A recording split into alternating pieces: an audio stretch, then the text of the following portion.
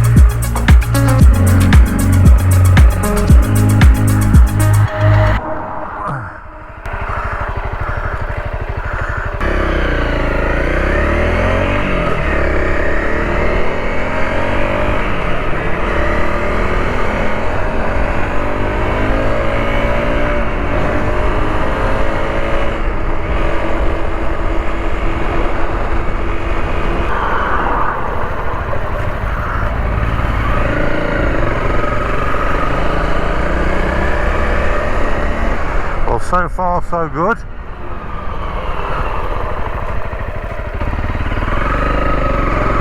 At least it's staying pointing upwards, which was the problem with OS Maps. The only thing it doesn't give you is turn by turn, like instructions, as if you're on a route.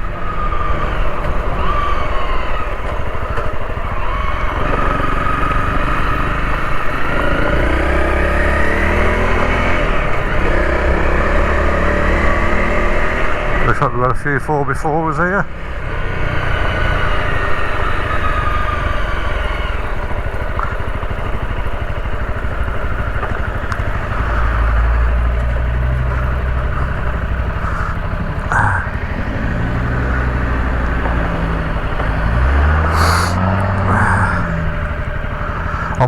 I might follow these actually.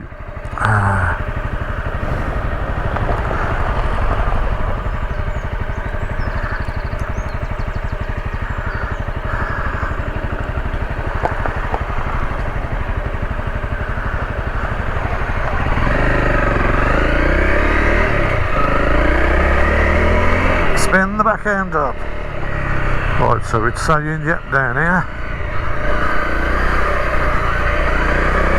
So this is where they've just been.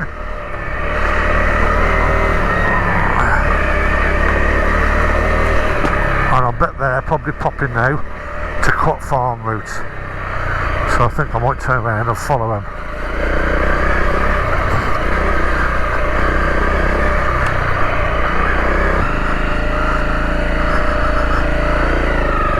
I just thought I've increased my tyre pressure actually. I've put my tyre pressures to 18 for the road riding and I forgot to lower them. But let's see how we get on. Feels alright.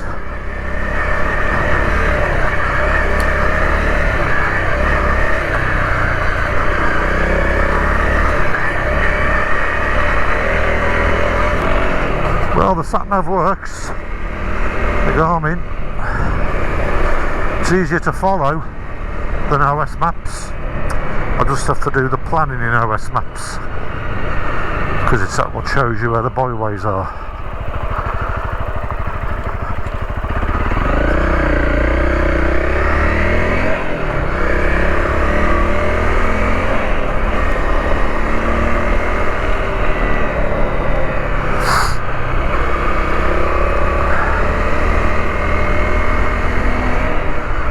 go through the process when I get back of how I create the route, finding the trails, and how I put it onto the Garmin.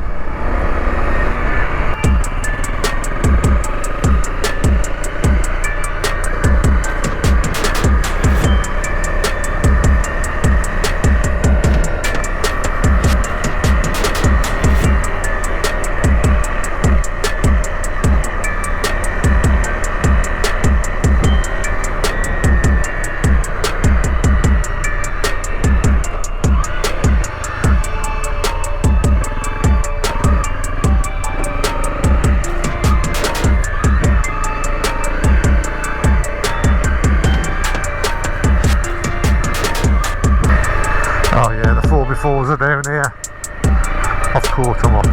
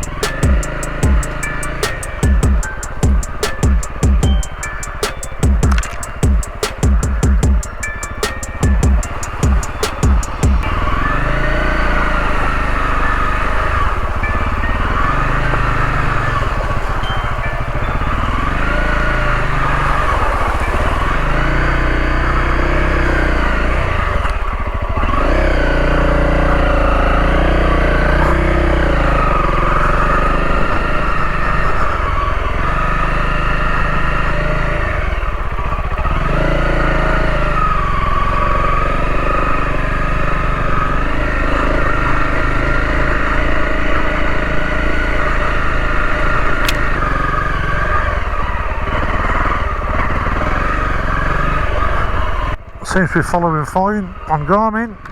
I'm happy with that.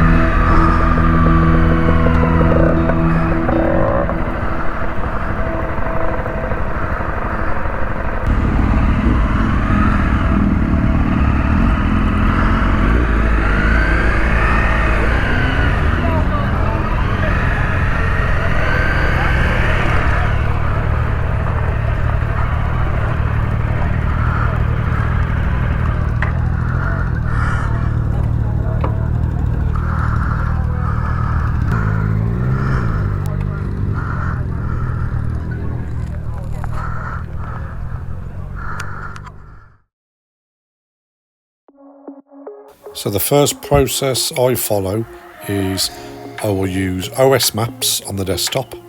I will go and look at the area where I want to ride and pick a route. Once I've zoomed in on the map, I will look for any that's got green crosses on it. That's a byway open to all traffic. And also any roads where there are green dots, which are unclassified roads. So those two I can ride on. I will then go over to the TW2 website, which is part of the Glasses Association, and on there I will find the same routes I've picked in OS Maps, where I can find information if any of the roads are closed, if there are any temporary restrictions put on these roads. And once I know these roads are good, I will save the OS Maps version.